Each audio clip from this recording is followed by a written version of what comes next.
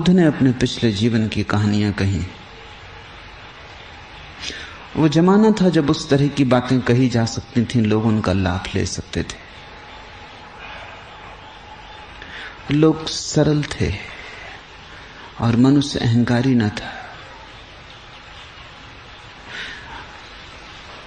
आज अगर कोई उस तरह की अतीत जीवन की कहानियां कहेगा तो भरोसा मुश्किल हो जाएगा।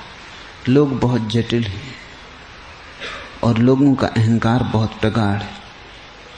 बुद्ध ने कहा है, कभी मैं जंगल में एक हाथी था, जंगल में आग लग गई थी, सारे पशु पक्षी भागे जा रहे थे। दुख से कौन नहीं बचना चाहता है? तुमने पशु पक्षियों को दुख से बचने के लिए भागते देखा है?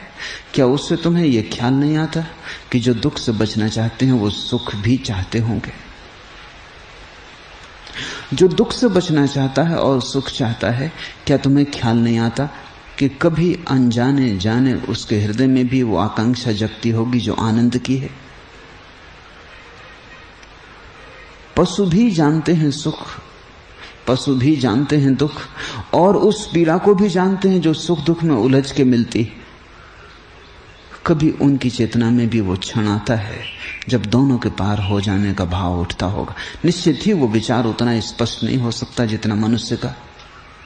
मनुष्य को भी कहां बहुत स्पष्ट है, कितने थोड़े से मनुष्यों को स्पष्ट है। अधिक मनुष्यता तो पशु पक्षियों जैसी ही जीती है। तो बुद्ध ने कहा, सारे जंगल के पशु भागने लगे, मैं भी भागा,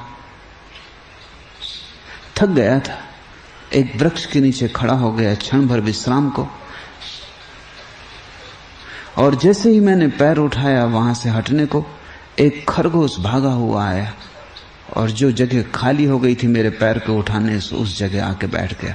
पैर उठा हुआ ऊपर हाथी का, खरगोश नीचे बैठ गया। बुद्ध ने कहा, मेरे मन में हुआ, मैं भी भाग रहा हूं प्राण को बचाने को, ये खरगोश भी भाग रहा है प्राण को बचाने को। प्राण को बचाने के संबंध में किसी में कोई भेद नहीं।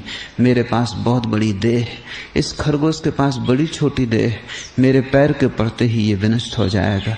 लेकिन दुख से सभी बचना चाहते हैं, सुख की सभी आकांक्षा है, उसमें तो कोई भेद नहीं है, छोटे बड़े का कोई फर्क नहीं है। करुणा का आविर्भाव हुआ। और बुद्ध ने कहा कि मैं खड़ा रहा जब तक कि ये खरगोश हट न जाए, क्योंकि मैं पैर रखूंगा तो ये मर जाएगा। आग बढ़ती गई।